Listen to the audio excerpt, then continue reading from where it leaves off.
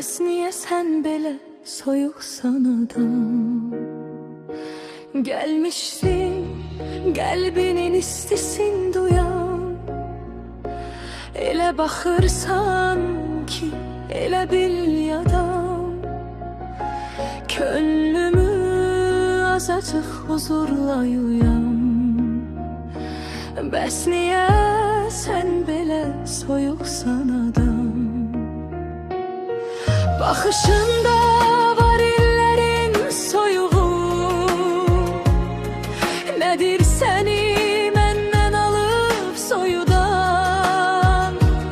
Əllərində buz parçası durmusan, yanında olanda üşüyür adam.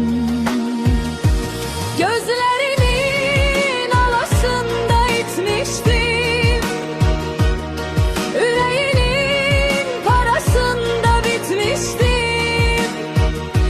Mən çatınca sənsə çoxdan getmişdin.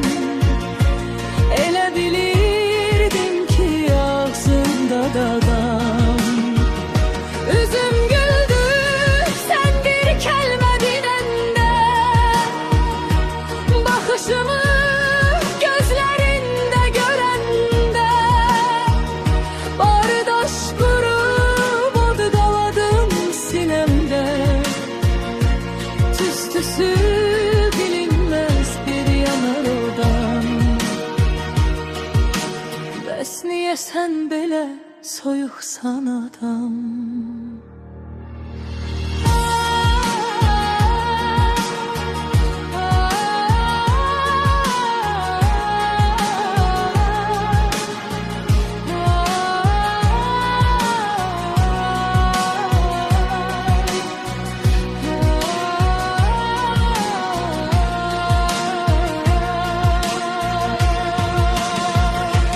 Gözlerinin alasında itmiştim, ürəyinin parasında bitmiştim. Mən çatınca sənsə çoxdan getmişdin.